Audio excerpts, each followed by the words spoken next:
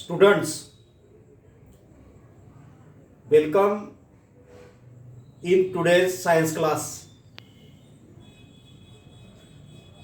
In the last period, you have seen about the classification of the plants. Today, you will see what is ecosystem. Because this is related with the life on the earth. And students, you know, there is many problems on the earth. Decline of the earth is in process. And our today's topic is related with the decline of our earth. Now you know there are different problems like rise in temperature or pollution on the earth. And in this period or in this lesson, you will see how these problems are related with ecosystem. Now you start the lesson. I am starting the lesson. Ecosystem. Now the two factors of the ecosystem are, some factors are biotic factors and some factors are abiotic factors. Now listen carefully. Biotic factors means all the living things on the earth, and abiotic factor means all the non-living things on the earth. Living things means plants, animals, microorganisms. These are all the biotic factors in our ecosystem. And water, land, oxygen, these are all abiotic factors in our ecosystem. Now the concept of ecosystem may be clear to you. Now, in the further part, you will see how these factors, means biotic and abiotic factors, they are related with each other. And the balance between these two is very delicate. This balance is very fragile. Means if there is decrease in one factor, that decrease will affect the another factor. I will give you one example here. Students, give me answer. If the plants on the earth are no more, means there is decline in the number of the plants, what will happen to the animals? Animals will be unable to live. They will not get food. From this example, you can say that every element in the ecosystem is related with each other. And that you have to see in this chapter. Now, students, we will start from food chain. What is food chain? Which are the members of the food chain?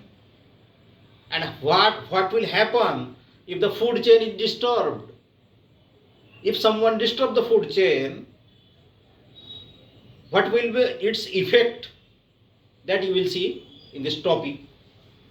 Now, food chain. This food chain starts from the sun. Listen carefully. Food chain always start from the sun. There is grass on the land. These sun rays or the energy from the sun is absorbed by the grass. This grass then it is eaten by the grasshopper.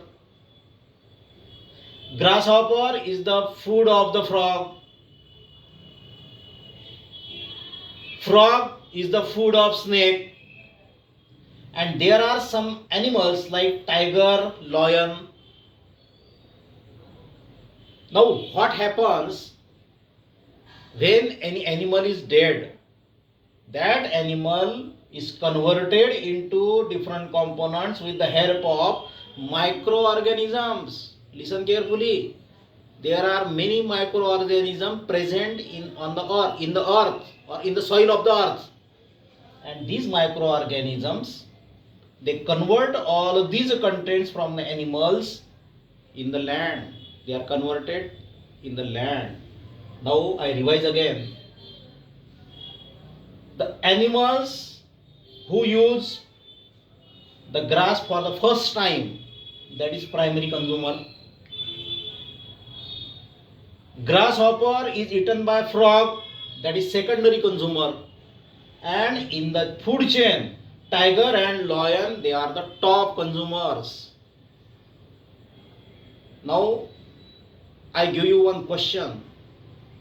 What will happen if there are no frogs on the earth? Answer is very clear.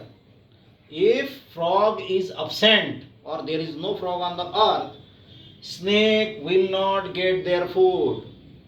If grasshopper is absent, frog will not get his food. If tiger or lion is absent, they also do not get food. Based from this example, you can say that food chain is very necessary in this ecosystem. And what are the advantages of food chain? Which are the different types of that you will see in the next lesson. Now, second topic that we are going to discuss here is the trophic levels. Now, what is trophic level and how energy flow from one animal to the another animal or one component to the another component, that you have to study here. Students, you know we get energy from sun, but how this energy is distributed further, it is very necessary to study it. How this energy is distributed. Listen carefully. Producer means green plants which get the energy from the sun. Then herbivores means the animals which eat green plants or green plant is their food. Carnivores are those animals which eat herbivores, means herbivores is their food. And last one is omnivores. Omnivores means their food is two types. Means omnivores are herbivores also and they are carnivores also. Means they eat the food from the plants also and they eat the food from the animals also. These are herbivores. And the example of omnivores. Example of the omnivores is man. Listen carefully. Man take his food from the plants as well as from the animals also. So you means man, it is known as omnivorous animal. Omnivorous means the organism which take food from both the sources, plants and animals. Now I repeat again this trophic level. Now why this trophic level are shown here, it will be clear to you at the end of this topic. Here you know producers take energy from the suns if it take the 100% of the energy from the sun. Imagine plants take 100% of the energy. That means, for example, plants are taking 10,000 kilocalories from the sun. You have to assume that. Now, how much energy will the herbivores receive from it? Herbivores can receive only 1000 kilocalories from that energy. Carnivores can receive only 100 kilocalories from this. And the omnivores can receive only 10 kilocalories from this. Now from this tropic level, it will be clear to you that the total energy of the sun is useful for the plants only, and further it is divided, means 10% of the energy can be received by the further animals, and study of all this, that is known as tropic levels. Third topic that we are going to discuss in today's lesson, that is biogeochemical cycle. Student, listen carefully. There are different chemicals on the earth, or you can say chemicals or the nutrients on the earth, which are transferred from one to the another in a cyclic manner. And the flow of these nutrients from one to another in a cyclic manner, that is known as biogeochemical cycle. Now here there are the four terms that you have to clear first. What is hydrosphere, what is biosphere, what is atmosphere, and what is lithosphere. There are the four concepts that you will study here first, and then you have the explanation on biogeochemical cycle. Now students, listen carefully. Biosphere means the region of all the living organisms or the plants. There is biosphere, means in biosphere there are plants, animals, all living organisms. What is hydrosphere? Hydrosphere means the part of the land in which there is water. You know very well, there is 70% of the land that is occupied with water. That part is hydrosphere. Atmosphere means, you know, there are different types of the gases on the earth. There is oxygen, nitrogen, carbon dioxide, and the layer of these all gases, that is atmosphere. And fourth one is lithosphere. Listen carefully. Lithosphere means the different types of the rocks on the earth and different layers of the soil on the earth. Now you will see the concept of biogeochemical cycle. Here all the contents on the earth, they are transferred from hydrosphere to atmosphere, atmosphere to lithosphere, and lithosphere to the biosphere. These all spheres, these four spheres, they are interrelated with each other, and every sphere is important on the earth. If any sphere from these four spheres that is absent, that means if atmosphere is absent, hydrosphere is absent, or lithosphere is absent, you will say that the life of the animals or the plants on the earth will be no more. Listen carefully. Every factor on the earth is necessary, and that is the main theme of this lesson. In this lesson you see all the components on the earth, they are very necessary for the survival of the plants and the animals.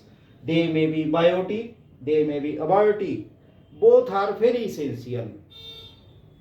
Now, the question that I have asked in the start of the lesson,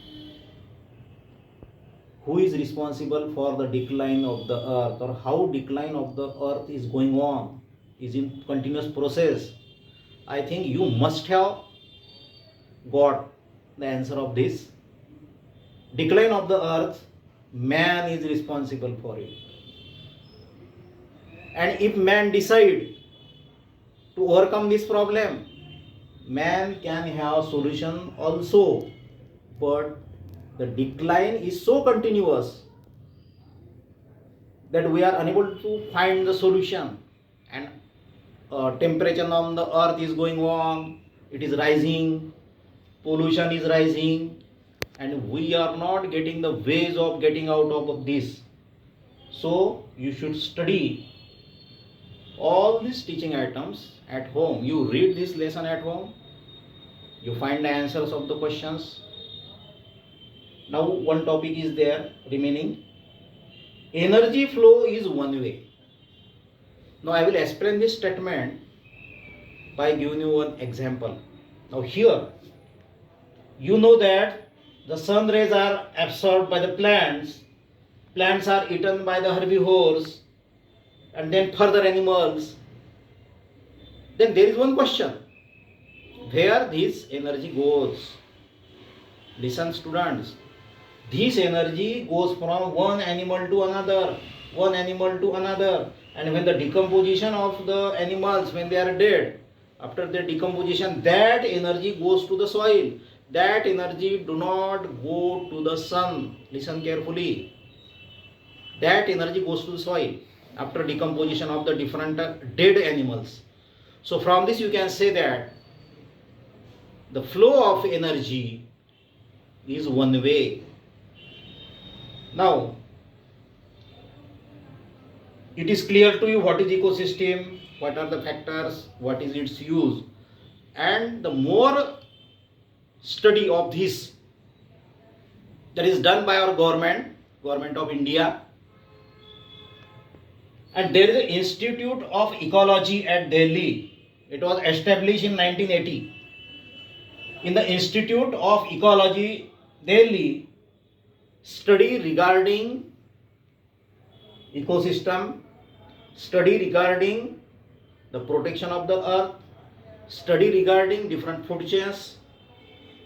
All this study is done in this institute to find out the different answers of man, to find out or to overcome different problems of man.